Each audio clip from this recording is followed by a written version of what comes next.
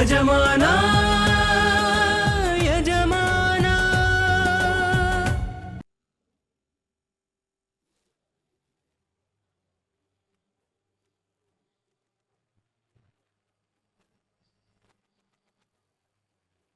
ಇವಾಗ ಏನ್ ಹೇಳ್ತೀಯಪ್ಪ? ಸೊ ನೀವ್ ನನ್ನ ಸಾಯಿಸ್ಬೇಕು ಅಂತ ನನ್ ಕಾರ್ ಬ್ರೇಕ್ ಫೇಲ್ಯೂರ್ ಮಾಡ್ಸಿದ್ರಾ? ಛೇ, ನಾನ್ ಯಾಕಮ್ಮ ಹಾಗೆಲ್ಲ ಮಾಡ್ಲಿ? ಮತ್ತೆ ಪ್ರಣವ್ ಯಾಕಪ್ಪ ಹಂಗ್ ಮಾಡ್ತಾನೆ? ನಮ್ ಎಲ್ಲಾರ ಕೈ ಮೇಲೆ ಹಾಕಿದ್ದು ನಾರ್ಮಲ್ ವಿಭೂತಿ, ಅದೇ ಪ್ರಣವ್ ಕೈ ಮೇಲೆ ಹಾಕಿದ್ದು ಕೆಮಿಕಲ್.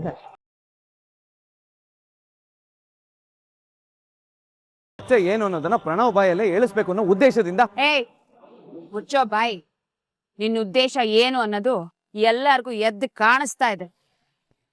ನೋಡು ಜಾನ್ಸಿ, ಇವನ್ ಅದ್ಯಾವ್ದೋ ಕೆಮಿಕಲ್ ತಂದು ನಮ್ ಕೈ ಮೇಲೆಲ್ಲ ಹಾಕಿ ನಮ್ ಮಧ್ಯೆನೆ ಜಗಳ ಕ್ರಿಯೇಟ್ ಮಾಡಕ್ ಟ್ರೈ ಮಾಡ್ತಿದ್ದಾನೆ. ನೀವ್ ತಪ್ಪಾಗಿ ಅರ್ಥ ಮಾಡ್ಕೊಂಡಿದ್ದೀರಾ. ನಿಮ್ ಮಗ ನಿನ್ ಎಕ್ಸ್ಪ್ಲನೇಷನ್ ಅವಶ್ಯಕತೆ ಇಲ್ಲ. ಇವನ್ ಎಂತವನು ಅಂತ ಇವಾಗಾದ್ರೂ ಗೊತ್ತಾಯ್ತಾ? ಇವಾಗ ಇವನ್ ಇಂಟೆನ್ಷನ್ ಏನು ಅನ್ನೋದು ಅರ್ಥ ಆಯ್ತಾ?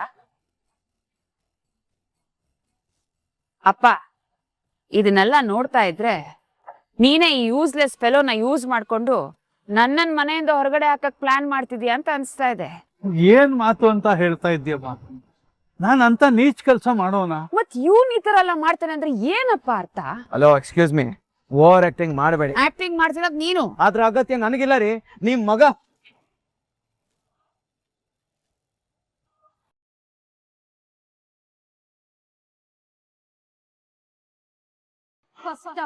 ಯಾರು ನೀನು?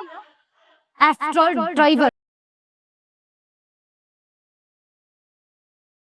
ಡ್ರೈವರ್ ಮನೆ ಒಳಗಡೆ ಬರದೆ ಮೊದಲನೇ ತಪ್ಪು.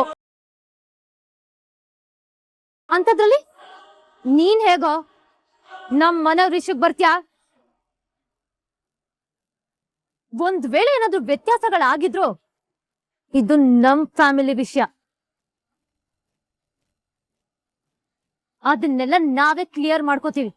ಅದನ್ನ ಬಿಟ್ಟು ನಿನ್ನ ಇಂಟರ್ಫಿಯರ್ ಆಗೋದಕ್ಕೆ ಯಾರ್ ಪರ್ಮಿಷನ್ ಕೊಟ್ಟಿದ್ದೋ? ಮೇಡಮ್, ನೀವು ತಪ್ಪು ತಿಳ್ಕೊಂಡಿದ್ದೀರಾ. ಇವ್ರ ಮಗನ್ ಬಗ್ಗೆ ನಿಮಗ್ ಗೊತ್ತು. ಇಷ್ಟು ದಿನ ಅತ್ತೆ ಮತ್ತೆ ಪ್ರಣವ್ ಬಗ್ಗೆ ಎಲ್ರು ತಪ್ಪಾಗಿ ತಿಳ್ಕೊಂಡಿದ್ರು. ನಾನು ಕೂಡ ಹಾಗೆ ತಿಳ್ಕೊಂಡಿದ್ದೆ. ಇಷ್ಟು ದಿನ ಅವರಿಗೆ ಆಸ್ತಿ ಮೇಲೆ ಮಾತ್ರ ಆಸೆ ಇದೆ ಅಂತ ಅನ್ಕೊಂಡಿದ್ದೆ. ಆದ್ರೆ ಆಸ್ತಿಗಿಂತ ನಮ್ಗಳ ಪ್ರೀತಿನೇ ಮುಖ್ಯ ಅಂತ ಇವಾಗ ನನಗೆ ಅರ್ಥ ಆಗಿದೆ. ಅವ್ರು ಯಾವಾಗ ಅವ್ರ ಆಸ್ತಿನೆಲ್ಲ ತಾತನಿಗೆ ವಾಪಸ್ ಕೊಟ್ಟು ಅವ್ರು ತಗೊಳ್ಳೋ 10 ರೂಪಾಯಿನೂ ಲೆಕ್ಕ ಬರ್ಸ್ತಿದಾರೋ ಆಗ್ಲೇ ಅವ್ರು ಬದ್ಲಾಗಿದ್ದಾರೆ ಅಂತ ನನ್ಗೆ ಅರ್ಥ ಆಯ್ತು. ಅವ್ರು ಇಲ್ಲಿಗೆ ಬಂದಿರೋದು ನಮ್ ಸಂಬಂಧ ಪ್ರೀತಿ ವಿಶ್ವಾಸನ ಬಯಸೋದಕ್ಕೆ ಹೊರತು ಬೇರೆ ಯಾವ ಉದ್ದೇಶದಿಂದನೂ ಅಲ್ಲ. ಮೊದ್ಲು ನನ್ಗೆ ಅನುಮಾನ ಇತ್ತು ಈ 7 ತಿಂಗಳಲ್ಲಿ ಏನಾಗಿರ್ಬೋದು ಅಂತ. ಆದ್ರೆ ಈಗ ಅದೇನೇ ಆಗಿರ್ಬೋದು, ನಾನು ಅದನ್ನ ಒಪ್ಕೊಂಡಿದ್ದೀನಿ.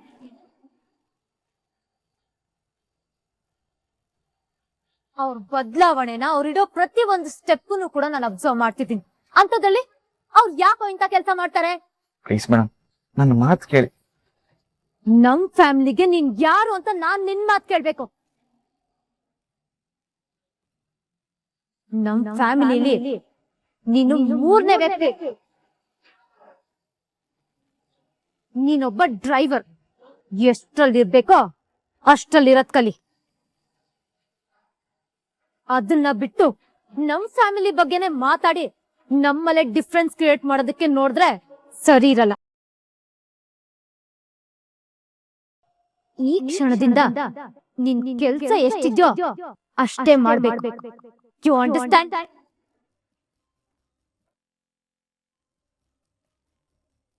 ಇನ್ಮೇಲೆ ಒಳಗಡೆ ಬರ್ಬೇಕಾದ್ರೆ ಒಂದಲ್ಲ 10 ಸಲ ಯೋಚನೆ ಮಾಡು. ಒಂದು ವೇಳೆ ಬಂದ್ರು ನಿನ್ ಕೆಲ್ಸ ಎಷ್ಟಿದ್ಯೋ ಅಷ್ಟನ್ ಮಾತ್ರ ಮಾಡು. ಅದನ್ನ ಬಿಟ್ಟು ಬೇರೆ ವಿಷಯಕ್ಕೆ ಮೂಗ್ ತೋರ್ಸೋದಕ್ ನೋಡಿದ್ರೆ ಕಟ್ಟು ಮಾಡ್ಬಿಡ್ತೀನಿ ನಿನ್ ಪಾಲನ.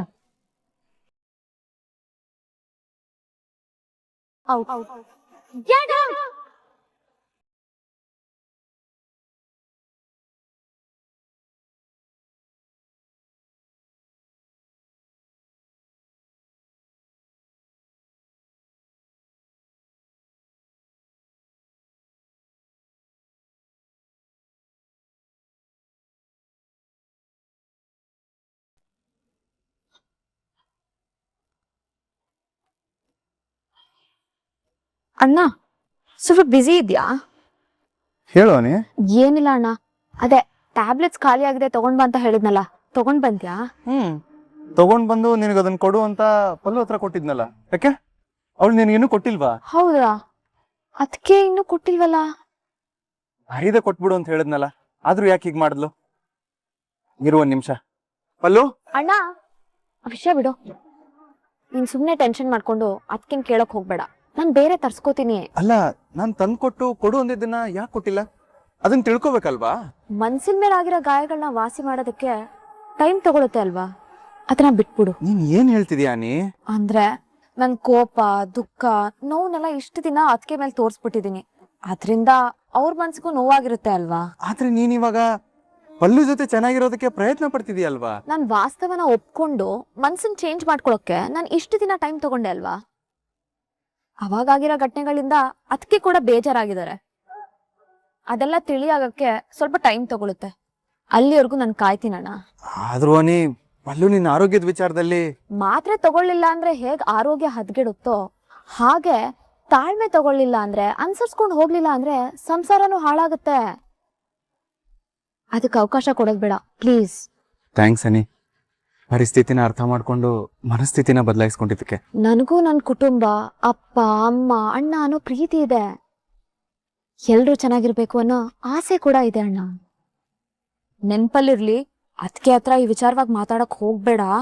ಸರಿ ಅನಿ, ನಾನು ಇನ್ಮೇಲಿಂದ ಟ್ಯಾಬ್ಲೆಟ್ಸ್ ತಗೊಂಡ್ ಬಂದು ನಿನ್ ಕೈಗೆ ಕೊಡ್ತೀನಿ, ನೀನ್ ವರಿ ಮಾಡ್ಕೋಬೇಡ. ಓಕೆ ಅಣ್ಣ, ಆದ್ರೆ ಮತ್ತೆ ಹೇಳ್ತಾ ಇದ್ದೀನಿ, ಈ ವಿಚಾರನ ಯಾವ್ದೇ ಕಾರಣಕ್ಕೂ ಅದಕ್ಕೆ ಹತ್ರ ಮಾತಾಡೋದಕ್ಕೆ ಹೋಗ್ಬೇಡ. ನೀನ್ ಹೋಗಿ ಇವಾಗ ಇದ್ರ ಬಗ್ಗೆ ಮಾತಾಡಿ ನಿಮ್ಮಿಬ್ರು ಮಧ್ಯ ಮನಸ್ತಾಪ ಹುಟ್ಟೋದು ನನಗಿಷ್ಟ ಇಲ್ಲ. ಸರಿ, ಮಾತಾಡಲ್ಲ ಬಿಡು, ನಾನು ಮತ್ತೆ ಟ್ಯಾಬ್ಲೆಟ್ಸ್ ತಂದು ಕೊಡ್ತೀನಿ. ಸರಿ, ನಿನ್ ಕೆಲ್ಸ ಮುಗಿಸ್ಕೊ.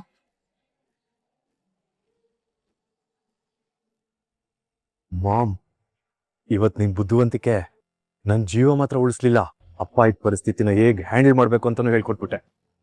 ನಿಜವಾಗ್ಲೂ ನಿನ್ ತಾಯಿ ಅಲ್ಲ, ನನಗ್ ಗುರು. ಕಣ, ಇವತ್ತೇನಾದ್ರೂ ನೀನ್ ಮಾಡಿರೋ ತಪ್ಪು ಆಚೆ ಬಂದಿದ್ರೆ ನೀನು ಮಾತ್ರ ಅಪರಾಧಿ ಆಗ್ತಾ ಇರ್ಲಿಲ್ಲ. ನಾವು ಮಾಡಿರೋ ಎಲ್ಲಾ ತಪ್ಪುಗಳು ಹೊರಗಡೆ ಬರ್ತಾ ಇತ್ತು. ಅವಾಗ ಈ ಆಸೆನ ಬಿಟ್ಟು ಮನೆ ಖಾಲಿ ಮಾಡ್ಕೊಂಡು ಹೋಗ್ತಾ ಇರ್ಬೇಕಾಗಿತ್ತು. ಅದಕ್ ನೀನ್ ಅವಕಾಶ ಕೊಡಲ್ಲ ಅನ್ನೋದು ಕ್ಲಿಯರ್ ಆಯ್ತು ಬಿಡು ಮಾಮ್. ನನ್ನ ಎಫರ್ಟ್ಸ್ ಜೊತೆಗೆ ಜಾನ್ಸಿ ಸಪೋರ್ಟ್ ಸಿಕ್ಕಿದ್ದು ನನಗೆ ಆನೆ ಬಲ ಸಿಕ್ತಂಗಾಯ್ತು ಪ್ರಣವ್. ಇನ್ನೇನ್ ಬೇಕು ಮಾಮ್, ಎಲ್ಲ ನಮ್ ಪರವಾಗಿ ಆಗಿದೆ ಅಲ್ಲ. ಅದ್ರಲ್ಲಿ ಆಶ್ಚರ್ಯನೇ ಇಲ್ಲ ಪ್ರಣವ್, ಯಾಕಂದ್ರೆ ಜಾನ್ಸಿ ಅಂತ ಪವರ್ಫುಲ್ ಸ್ಟ್ರಾಂಗ್ ಹ್ಯಾಂಡ್ ನಮ್ ಸಪೋರ್ಟ್ ಅಲ್ಲಿ ಇರ್ಬೇಕಾದ್ರೆ ಎಂತ ವೀಕ್ ಸಿಚುಯೇಷನ್ ಅಲ್ಲೂ ಯಾರನ್ನ ಬೇಕಾದ್ರೂ ಶೇಕ್ ಮಾಡ್ಬಿಡ್ಬೋದು. ಆದ್ರೂ ಮಾಮ್, ಜಾನ್ಸಿ ನಿನ್ ಪರವಾಗಿ ನಿಲ್ತಾಳೆ, ಇಷ್ಟೊಂದೆಲ್ಲ ಪಾಸಿಟಿವ್ ಮಾತಾಡ್ತಾಳೆ ಅಂತ ನಾನ್ ಥಿಂಕ್ ಕೂಡ ಮಾಡಿರ್ಲಿಲ್ಲ. ಪ್ರಣವ್, ಕೆಲವೊಮ್ಮೆ ನಾವು ಒಳ್ಳೆಯವರು ಅಂತ ಬಿಂಬಿಸ್ಕೊಳ್ಳೋದಿಕ್ಕೆ ಕಂಪ್ಲೀಟ್ ಬೇಸ್ ಇಂದ ಶುರು ಮಾಡ್ಬೇಕಾಗತ್ತೆ, ಫುಲ್ ಪ್ರಿಪೇರ್ ಆಗ್ಬೇಕಾಗತ್ತೆ. ನಮ್ಮ ಅಡಿಪಾಯ ಸ್ಟ್ರಾಂಗ್ ಆಗಿದ್ರೆ ತಾನೇ ನಾವು ಮುಂದಿನ ಕೆಲಸ ಮಾಡಕ್ಕಾಗದು. ಅದೇ ಕೆಲಸ ತಾನೇ ನಾನು ಈ ಮನೆಗ್ ಬಂದಾಗಿಂದ ಮಾಡ್ತಾ ಇರೋದು. ಚಿಕ್ಕ ಮೀನ್ ಹಾಕಿ ದೊಡ್ಡ ಮೀನ್ ಹಿಡ್ಕೋತಾರೆ ಅಂತ ಕೇಳಿದ್ದೆ. ನೀನ್ ನಮ್ ಕಡಿಮೆ ಆಸ್ತಿನ ಕೊಟ್ಟು ಇಡೀ ಆಸ್ತಿನ ಪಡ್ಕೊಳ್ಳೋದಕ್ಕೆ ಏನೆಲ್ಲ ಬೇಕೋ ಅದನ್ನೆಲ್ಲ ಮಾಡ್ತಾ ಜಾನ್ಸಿ ದೃಷ್ಟಿಯಲ್ಲೂ ಒಳ್ಳೆಯವಳು ಅನ್ನೋ ನಂಬಿಕೆ ಗಳಿಸ್ಕೊಂಡಿದ್ಯಾ. ಕಣ, ಅದಕ್ಕಿಂತ ಹೆಚ್ಚಾಗಿ ನೀನು ಆ ರಾಘವೇಂದ್ರನ ಆಫ್ಟರ್ ಆಲ್ ಡ್ರೈವರ್ ಅಂದ್ಯಲ್ಲ, ಅದು ನನ್ಗೆ ತುಂಬಾ ಖುಷಿ ಕೊಡ್ತು. ಒಟ್ನಲ್ಲಿ ಇನ್ ಮುಂದೆ ಜಾನ್ಸಿ ನಮ್ ತಾಳಕ್ ಕುಣಿತಾಳೆ ಅಂತ ಆಯ್ತು ಮಾಮ್. ಅವಳು ನಂಬಿದಾಳೆ ಅಂದ್ಮೇಲೆ ನಾವು ಅವಳನ್ನ ಕುಣಿಸ್ಬೇಕು, ಅದು ನಮ್ ಜವಾಬ್ದಾರಿ. ಇನ್ಮೇಲೆ ಆ ರಾಘವೇಂದ್ರ ವಿಷಯದಲ್ಲಿ ತುಂಬಾ ಎಚ್ಚರಿಕೆಯಿಂದ ಇರೋ, ಯಾಕಂದ್ರೆ ಅವನು ಮೆಕ್ಯಾನಿಕ್ ವರೆಗೆ ಹೋಗಿದ್ದಾನೆ ಅಂದ್ರೆ ನಮ್ ಬುಡಕ್ ಬರಕ್ಕೆ ಜಾಸ್ತಿ ಸಮಯ ಬೇಕಾಗಿಲ್ಲ ಅಂತ ಅನ್ಕೊಳ್ತೀನಿ. ಡೋಂಟ್ ವರಿ ಮಾಮ್, ಅವನಿಗೆ ನಾನ್ ಬುದ್ಧಿ ಕಲಿಸ್ತೀನಿ. ಹಾಗಂತ ಮತ್ತೆ ಏನೇನೋ ಎಡವಟ್ ಮಾಡೋದಿಕ್ ಹೋಗ್ಬೇಡ. ಆ ರಾಘವೇಂದ್ರನ ಹೇಗ್ ಹ್ಯಾಂಡಲ್ ಮಾಡ್ಬೇಕು ಅಂತ ನನಗ್ ಚೆನ್ನಾಗ್ ಗೊತ್ತ. ನೀನಾದಷ್ಟು ಎಚ್ಚರಿಕೆಯಿಂದ ಇರು ಪ್ರಣವ್. ಅದ್ರಲ್ಲೂ ಆ ರಾಘವೇಂದ್ರ ವಿಚಾರದಲ್ಲಿ ನಾವು ತುಂಬಾ ಕೇರ್ಫುಲ್ ಆಗಿರ್ಬೇಕು. ಪೂರ್ತಿ ಇರೋದ್ ಬೇಡ್ವಾ?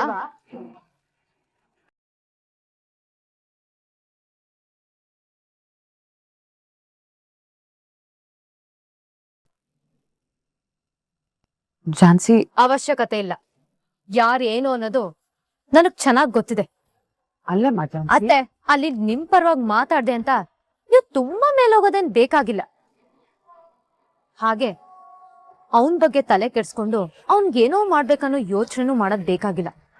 ಯಾಕಂದ್ರೆ ಅವನು ನನ್ ಬೇಡ.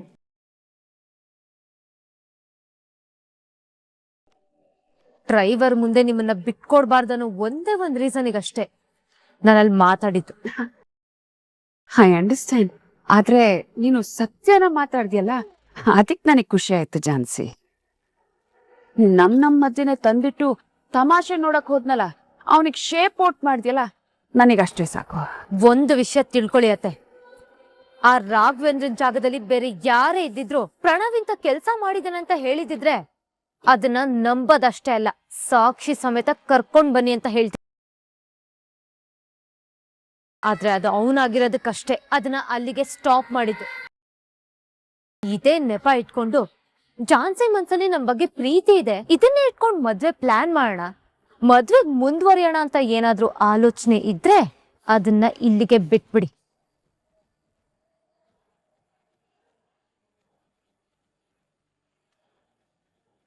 ಏನ್ ಮಾಮ್ ಹೀಗೆ ಹೇಳ್ಬಿಟ್ಟು ಹೋಗ್ತಿದ್ದಾಳೆ? ನೀನು ಅವಳ ಮಾತಲ್ಲಿ ನಮ್ ಬಗ್ಗೆ ಒಳ್ಳೆ ಅಭಿಪ್ರಾಯ ಇಲ್ಲ ಅನ್ನೋದನ್ನ ಮಾತ್ರ ಗಮನಿಸ್ದೆ. ಆದ್ರೆ ನಾನು ಆ ರಾಘವೇಂದ್ರ ಅಂದ್ರೆ ಅವಳಿಗೆ ಎಷ್ಟು ಕೋಪ ಇದೆ ಅನ್ನೋದನ್ನ ಅಬ್ಸರ್ವ್ ಮಾಡ್ತಾ ಇದ್ದೀನಿ.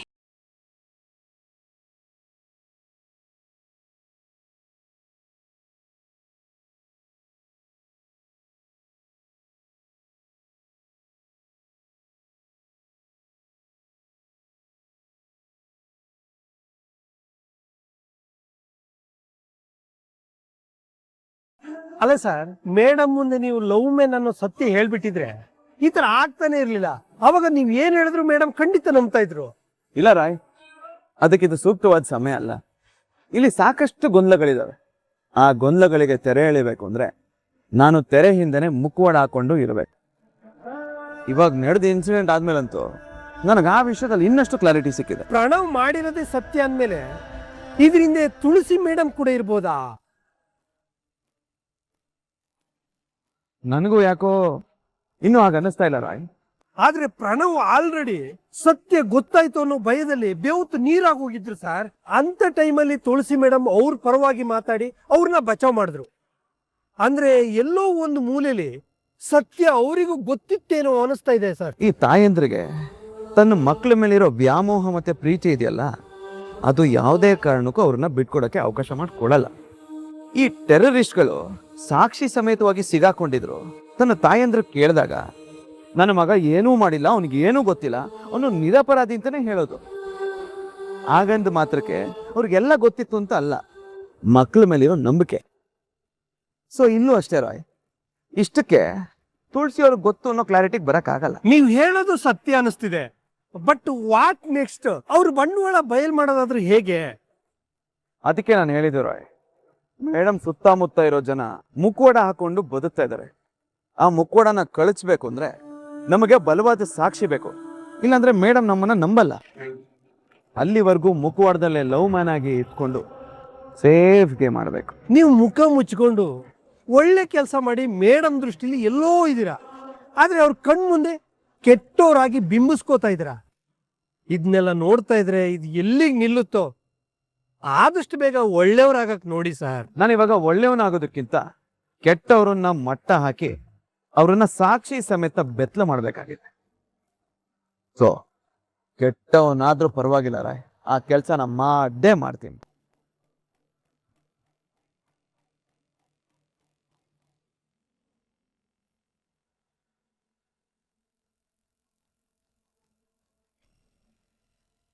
ಬಲ್ಲು, ಅನ್ನಿಗೆ ಟ್ಯಾಬ್ಲೆಟ್ ಕೊಡು ಅಂತ ನಿನ್ ಕೈಲಿ ಕೊಟ್ಟಿದ್ನಲ್ಲ, ಅವಳಿಗೆ ನೀನ್ ಅದನ್ನ ಕೊಟ್ಟ?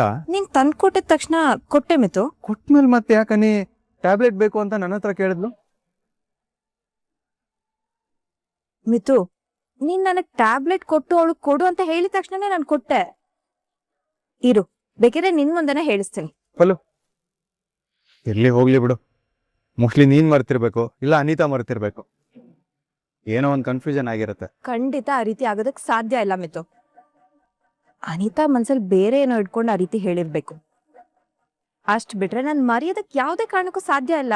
ಹೋಗ್ಲಿ, ಆ ವಿಷಯ ಇಲ್ಲಿಗೆ ಬಿಟ್ಬಿಡು. ನಾನು ಅನಿತಾಗೆ ಮತ್ತೆ ಟ್ಯಾಬ್ಲೆಟ್ ತಂದು ಕೊಟ್ಟಿದ್ದೀನಿ. ಮತ್ತೆ ಅದ್ರ ಮಾತಬೇಡ.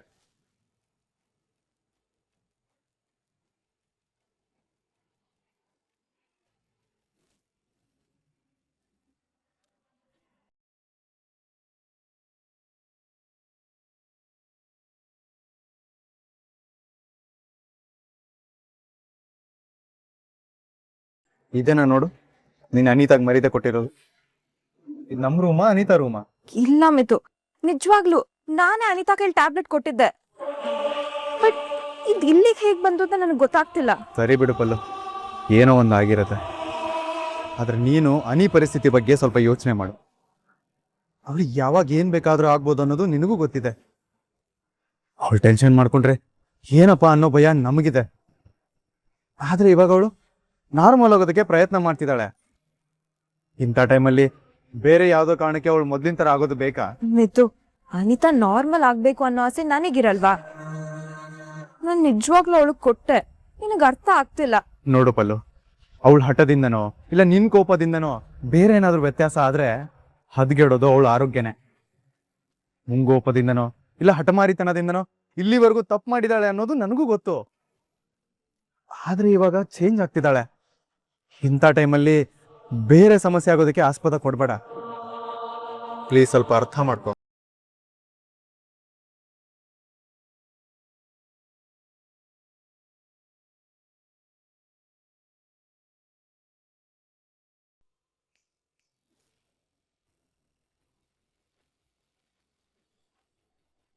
ಅನಿತಾ, ಈ ಟ್ಯಾಬ್ಲೆಟ್ ಇಲ್ಲಿಗೆ ಹೇಗ್ ಬಂತು? ನಾನೇ ತಗೊಂಡ್ ಬಂದಿಟ್ಟೆ ಪಲ್ಲವಿ.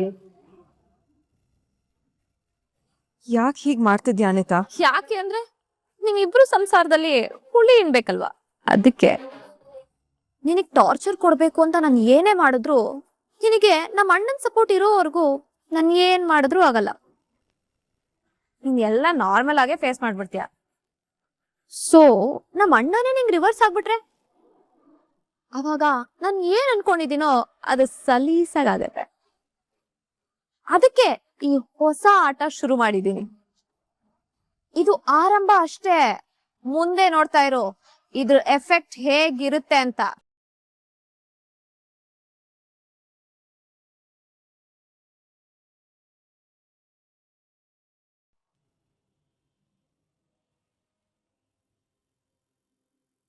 ರಘು, ಎಲ್ರು ಯಾಕೆ ಇಷ್ಟೊಂದು ಟೆನ್ಷನ್ ಮಾಡ್ಕೊಂಡಿದ್ದೀರಾ? ಏನಾಯ್ತು? ಟೆನ್ಷನ್ ಅಂತ ಕೇಳ್ತಾ ಇದೆಯಲ್ಲ, ಇವತ್ತು ಮನೆಯಲ್ಲಿ ದೊಡ್ಡ ಅಪಶಕನನ್ನೇ ನಡೆದು ಹೋಯ್ತು. ಅವಾಗಿಂದ ನಿನ್ಗೆ ಏನಾಗಿದೆಯೋ ಏನೋ ಅನ್ನೋದೇ ದೊಡ್ಡ ಚಿಂತೆ ಆಗೋಗಿದೆ ನಮಗೆ. ದೊಡ್ಡಪ್ಪ, ನೀವು ಫೋನ್ ಮಾಡಿದಾಗ ನಾನು ಆರಾಮಾಗಿದ್ದೀನಿ, ನೀವು ಆತಂಕ ಪಡ್ಬೇಡಿ ಅಂತ ನಾನು ಹೇಳಿದ್ನಲ್ಲ ನಿಮ್ಗೆ. ಆದ್ರೂ ನೀನ್ ಕ್ಷೇಮವಾಗಿ ಮನೆಗೆ ಬರೋವರೆಗೂ ನಮ್ಗೆ ಯಾರಿಗೂ ಸಮಾಧಾನವೇ ಇರ್ಲಿಲ್ಲ ಕಣೋ. ನಿನ್ಗೇನೂ ಆಗಿಲ್ಲ ಅಲ್ವಾ? ನೀ ಚೆನ್ನಾಗಿದ್ಯಾ ತಾನೇ? ನನಗೇನಾಗತ್ತೆ ಅಜ್ಜಿ, ನೋಡಿ ನಾನು ಚೆನ್ನಾಗಿದ್ದೀನಲ್ಲ. ರಾಘು, ಇವತ್ ಮನೆ ಒಳಗಡೆ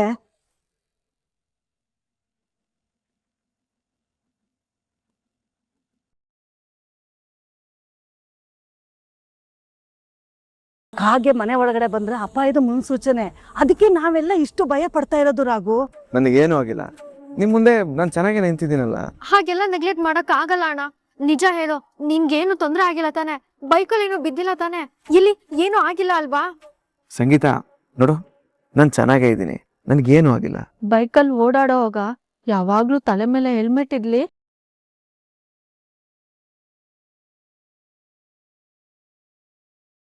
ಪ್ರೀತಿಯ ಆಶೀರ್ವಾದ ಸದಾ ನನಗೆ ಕಾವಲಾಗಿರ್ಬೇಕಾದ್ರೆ ನನಗೇನಾಗೋದಕ್ಕೆ ಸಾಧ್ಯ ಚಿಕ್ಕಮ್ಮ? ನಿಮ್ಮೆಲ್ಲರೂ ಪ್ರೀತಿನೇ ನನಗ್ ಶ್ರೀರಕ್ಷೆ. ಹಾಗಂತ ಹೇಳಿ ಈ ವಿಷಯದಲ್ಲಿ ಉದಾಸೀನ ಮಾಡ್ಬೇಡ. ಮೊದ್ಲು ಪರಿಹಾರಕ್ಕಾಗಿ ಒಂದ್ ಪೂಜೆ ಮಾಡ್ಸೋಣ.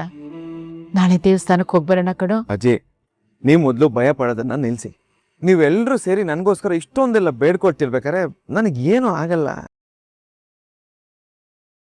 ಮನೆ ಹಿರಿಯರು ಅಂದ್ರೆ ಒಂದ್ ರೀತಿ ದೇವ್ರಿದ್ದಾಗೆ. ನಿಮ್ ನಿಷ್ಕಲ್ಮಶವಾದ ಪ್ರೀತಿ ಆಶೀರ್ವಾದ ಇರ್ಬೇಕಾದ್ರೆ ಖಂಡಿತ ಅದು ದೇವರ ಆಶೀರ್ವಾದ ಇದ್ದಂಗೆ. ಏನಾದ್ರೂ ಒಂದ್ ಪೂಜೆ ಮಾಡ್ಸೋದು ಒಳ್ಳೇದು. ನೀವು ಪ್ರತಿದಿನ ದೇವ್ರ ಪೂಜೆ ಮಾಡ್ತೀರಲ್ವಾ? ಮಾಡ್ತೀನಪ್ಪ. ಪೂಜೆ ಮಾಡ್ಬೇಕಾದ್ರೆ ಏನಂತ ಬೇಡ್ಕೋತೀರಾ? ದೇವ್ರ ಮುಂದೆ ನಿಂತ್ಕೊಂಡು ನೀನು ಜಾನ್ಸಿ ಒಂದಾಗ್ಬೇಕು, ನೀವಿಬ್ರು ಯಾವಾಗ್ಲೂ ಸಂತೋಷವಾಗಿರ್ಬೇಕು ಅನ್ನೋದ್ ಬಿಟ್ಟು ಬೇರೆ ಏನ್ ಬೇಡ್ಕೊಂಡ್ರು ಕಡಿಮೆನೇ ರಾಘು. ಚಿಕ್ಕಮ್ಮ, ನೀವು ನಿನ್ನೆ ತಾನೇ ವಾರ ಮಾಡಿದ್ರಲ್ಲ, ದೇವ್ರ ಹತ್ರ ಏನ್ ಬೇಡ್ಕೊಂಡ್ರಿ? ನಿನ್ಗಿರೋ ಸಮಸ್ಯೆಗಳೆಲ್ಲ ಸರಿ ಹೋಗಿ ನೀನ್ ಯಾವಾಗ್ಲೂ ಸಂತೋಷವಾಗಿರ್ಬೇಕು ಅಂತ ಬೇಡ್ಕೊಂತೀನಿ ಕಣೋ. ಅಜ್ಜಿ, ನೀವು ದಿನ ಬೆಳಿಗ್ಗೆಯಿಂದ ಸಂಜೆ ತನಕ ದೇವ್ರೇ ದೇವ್ರೇ ಅಂತ ಜಪನೇ ಮಾಡ್ತಾ ಇರ್ತೀವಿ. ನೀವೇನಂತ ಬೇಡ್ಕೋತೀರಾ?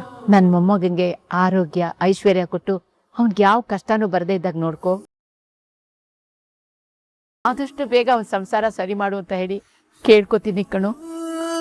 ಸಂಗೀತ, ದೇವ್ರು ನಿನ್ ಮುಂದೆ ಬಂದ್ರೆ? ಅಣ್ಣ, ದೇವ್ರು ಬರೋದಕ್ ಸಾಧ್ಯನಾ? ಒಂದ್ ವೇಳೆ ಬಂದ್ರೆ? ಎಲ್ರಿಗೂ ಒಳ್ಳೇದನ್ನೇ ಬಯಸು. ಒಳ್ಳೆ ಮನ್ಸಿರೋ ನಮ್ಮ ಅಣ್ಣನ್ಗೆ ಯಾವಾಗ್ಲೂ ಒಳ್ಳೇದನ್ನೇ ಮಾಡಪ್ಪ ಅಂತ ಬೇಡ್ಕೊಂತೀನಿ.